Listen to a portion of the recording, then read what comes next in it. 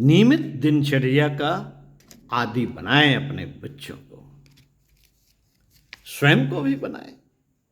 आइए गुरुदेव के विचारों को सुनते हैं। अगर एक बार आपका बच्चा नियमित दिनचर्या का आदि हो गया तो वह स्वयं ही अपना प्रत्येक काम समय पर करेगा। नियमित दिनचर्या का पाबंद होने के लिए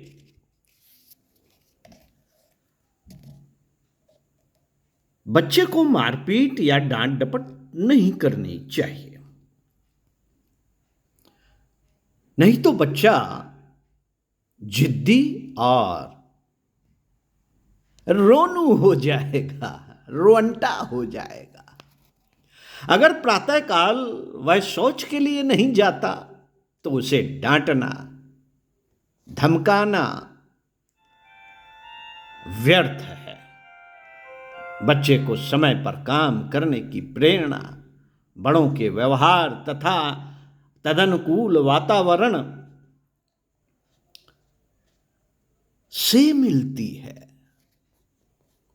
उसके लिए नित्य प्रति का अभ्यास बहुत जरूरी है। किसी काम का समय होने पर बच्चे को उस कार्य को करने के लिए मानसिक तैयारी करने में आप भी योग दें, यानी कि उसका साथ दें। यथा नहाने का समय है तो बच्चे के साथ कपड़े, पानी, कंघी आदि उठाकर रखने में उसे सहयोग दें। भोजन के समय उसकी थाली कुर्सी सरकाने में लगें। खेलने और सोने में समय भी इसी प्रकार आपके सहयोग की अपेक्षा है। इससे बच्चे की नियमित आदत बनेगी। छोटी अवस्था में बच्चों को ऐसे खेल भी खिलाए जाएं जिनमें संकेत या हुक्म मिलने पर अनुकूल वातावरण देखकर वे सोने, खाने, खेलने आदि का निश्चय करने लगे। इस प्रकार परोक्ष रूप से बच्चों पर बड़ा प्रभाव पड़ता है और कुछ काल बाद समय पर काम करने की उनकी आदत ही बन जाती है। आपने देखा होगा कि कौवे और कुत्ते भी मकान में रहने वालों के खाने के समय को समझने के इतने आदी हो जाते हैं कि जब खाने का समय होता है वे मुंडेरों पर और दरवाजों पर आकर बैठ जाते हैं। जिन घरों में नहाने, खाने, पीने और काम करने का समय नहीं बंधा होता, वहां बच्चे भी समय बेसमय काम करते हैं। पिताजी खाने बैठे तो 2 कौर उनके संग खा गए। बाद में मां बैठी तो 2 कौर उनके साथ खा लिए। अतएव जब उन्हें परोसा जाता है तो बेमन से भोजन करते हैं। जिस काम को बच्चे मानसिक सहयोग दिए बिना करेंगे वह काम ठीक ढंग से हो ही नहीं सकता। साथियों, बच्चे की दिनचर्या के प्रति मां स्वयं जिम्मेदार है। यदि वह आलस और असुविधा का ख्याल छोड़कर बच्चे के प्रत्येक काम को यथा समय करने का नियम बना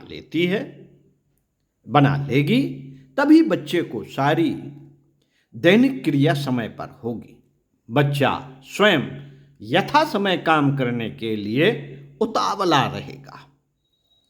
बिना नहाए उसे चैन नहीं पड़ेगा। खाने के समय उसका पेट कुलबुला उठेगा। इसी प्रकार सोने के समय उसकी आंखें भी नींद से भर जाएंगी। सायंकाल को वह बाहर जाने के लिए बेचैन हो उठेगा। यह शरीर भी एक प्रकार की मशीन है। अभ्यास से मनुष्य समय पर काम करने का आदी बन जाता है। सोना, खाना, पीना, मल मूत्र त्यागना तथा शरीर की अन्न पुकार और मांग का जब मनुष्य का अनुभव होने लगता है, मनुष्य को अनुभव होने लगता है, तो वह उसको करने के लिए बाध्य होता है। जो इस आवाज को अनसुनी करते हैं उनका स्वास्थ्य विद्रोह करने लगता है।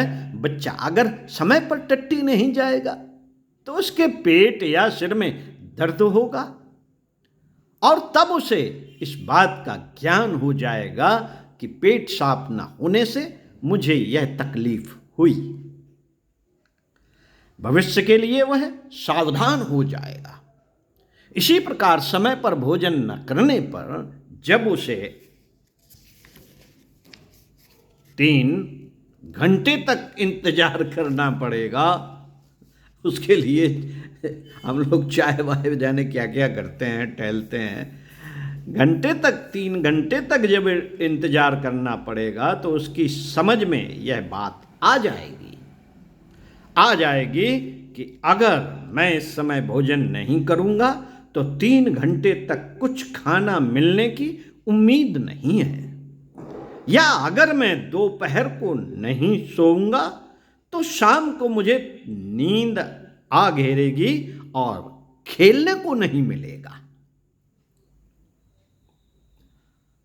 इस प्रकार बालकाल से ही बच्चे को नियमित दिनचर्या का आदी बनाने की चेष्टा करना माता का कर्तव्य है माता का। यह ऋतु या आयु के अनुसार यदि दिनचर्या में कोई परिवर्तन करना पड़े तो धीरे धीरे करना चाहिए ताकि बच्चा सरलता से अपना सहयोग दे सके। कई बच्चे तो छोटी आयु में ही नियमित स्थान पर टट्टी करना सीख जाते हैं। वे रात को भी अपना बिस्तरा गीला नहीं करते। खाने पीने और सोने के समय भी वे सरलता से व्यवस्थित होते हैं। कई बच्चे ऐसे देखे हैं जो चाहे रात में गहरी नींद में सो रहे हों, लेकिन पेशाब की हाजत लगते ही चारपाई से कूदने लगेंगे। पर इसके विपरीत कई बच्चे काफी बड़ी उम्र तक अपनी हाजत को रोक नहीं सकते।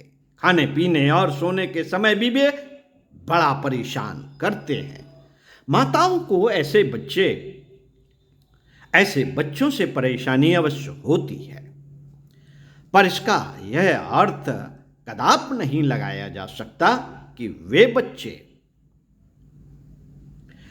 अस्वाभाविक रूप से बुरे हैं।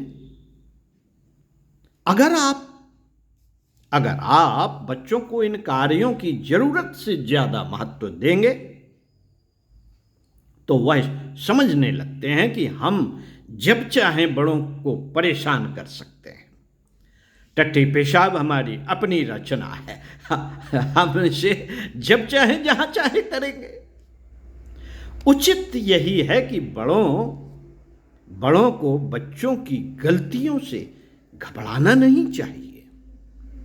बच्चा जब प्रातःकाल सबको शौचादि जाते देखेगा तो वह भी यथास्थान यथा समय उसको करने का आदी हो जाएगा। आरंभ में बच्चे का समय नहीं बंधा होता है, पर वह इशारों से और हरकतों से बता देता है कि उसे हाजत हुई है। उस समय उसे उचित स्थान पर सुविधाजनक ढंग से बिठा देना चाहिए। ओम शांति। साथियों, आपको हमारे महान उत्तराधिकारी पुस्तक से पढ़कर सुना रहे थे। पृष्ठ 28 से अगले वीडियो में आपको पढ़कर सुनाएंगे बच्चों के नखरा करने पर। सुनते रहिए कुछ अच्छा और पढ़ते रहिए कुछ अच्छा। स्वाध्याय, सत्संग, चिंतन, मनन का क्रम बनाए रखिए। ओम शांति।